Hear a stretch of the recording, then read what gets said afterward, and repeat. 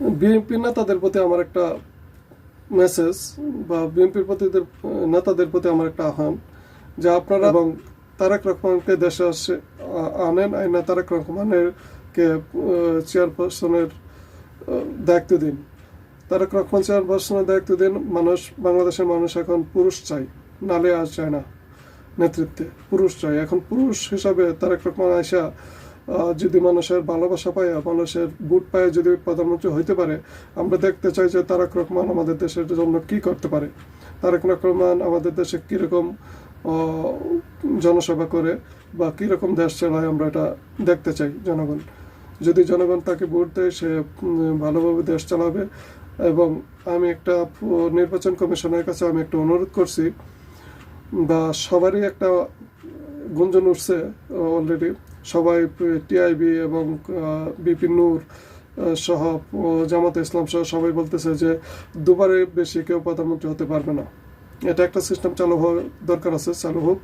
এই সিস্টেমটা যদি চালু হয় তাহলে যে প্রধানমন্ত্রী হোক দুবারের বেশি হইতে পারবো না। এতে করে সে বেশি একটা পাও হারাইতে পারবো না বা মানুষের প্রতি বেশি একটা জুলুম করতে পারতো না।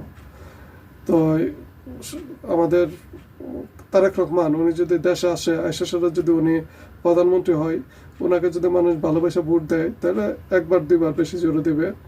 দুবারের বেশি তো আর ওনাকে কেউ ভোট দেবে না। কাজে আসুক উনি, আইসা উনি প্রধানমন্ত্রিত্ব নিয়ে দেশ চালাক, দেখে আমি কেমন পারে। তবে এতে করে আপনারা আবার মনে করেন না যে আমি তারেক রহমানের সাপোর্ট করতেছি বা বিএনপির সাপোর্ট করতেছি।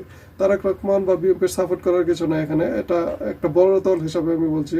আর বাকি অন্যরা যারা আছেন, জামাতে ইসলাম বা হেফাজতে ইসলাম, ওরাও কিন্তু মাশাআল্লাহ অনেক দেশের জন্য বর্তমানে বন্যাত্মদের জন্য বা বিপদগ্রস্তদের জন্য অনেক কিছু করতেছে।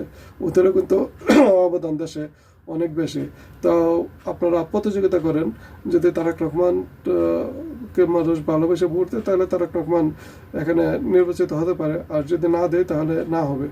তবে আমি মনে করি খালেদা জিয়াকে এখন বিদেশে চিকিৎসার জন্য পাঠাই দেওয়ার দরকার। আর তারেক রহমানকে দেশে এনে তাকে বিএনপির পক্ষ থেকে তাকে নেতা বানানোর দরকার। তো এই ছিল আমার আজকের ভিডিও। ধন্যবাদ সবাইকে, ভালো থাকবেন। আল্লাহ হাফেজ।